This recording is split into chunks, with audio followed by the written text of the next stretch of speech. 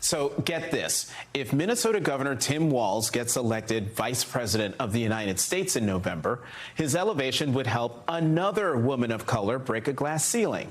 When Walz ran for governor in 2018, he picked Peggy Flanagan, a Minnesota lawmaker and member of the White Earth Band of Ojibwe, to be his running mate. And when they won, her victory as lieutenant governor made her the highest-ranking Native American elected official in the United States. In her first term, Flanagan opened Minnesota's Office of Missing and Murdered Indigenous Relatives. And more recently, she fought for the removal of racist imagery from the state's flag. The redesigned banner debuted in May. If Walz leaves for the White House, Flanagan would replace him and make history again, this time as the nation's first Native American woman governor and the first woman and first Indigenous person to lead Minnesota. So, joining me now for her first national cable interview is Minnesota Lieutenant Governor Peggy Flanagan. She's the chair of the Democratic Lieutenant Governors Association. Lieutenant Governor Flanagan, thank you very much for coming to this Saturday show. So, I think this is a tweet that you sent out. You called Governor Walz your partner in justice when endorsing him for vice president. Talk more about that.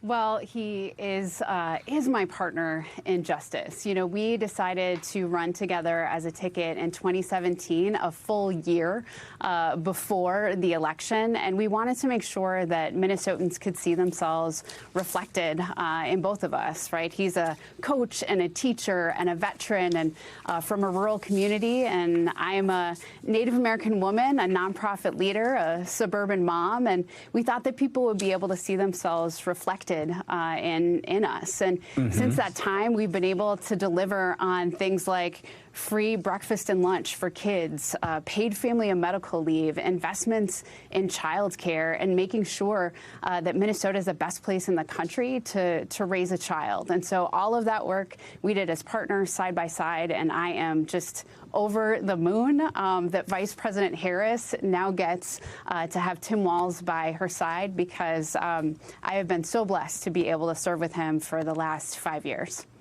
I want to get to a policy thing before I get to a fun thing about you and the governor. You know, you talked about the governors and your record there in Minnesota. But one of the things he has done that is getting him criticism, the Trump campaign is attacking Governor Walz as, quote, tampon Tim, which drives me crazy. Because it is making fun of something very serious and very caring that he has done for Minnesota students. Talk about this.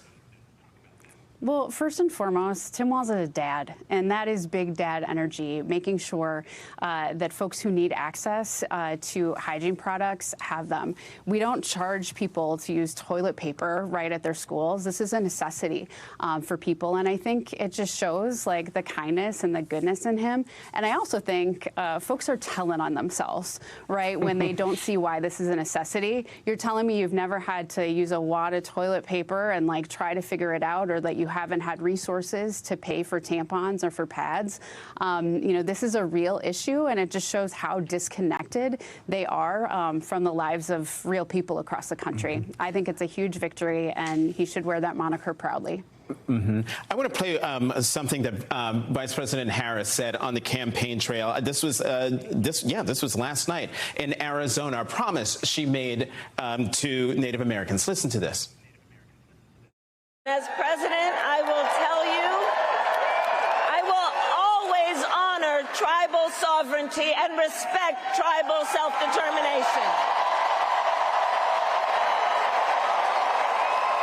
And fight for a future where every Native person can realize their aspirations and every Native community is a place of opportunity.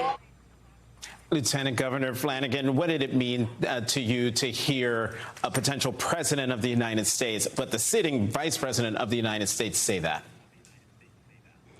I mean, it means everything. I think the the power of that moment of just being seen and heard and valued.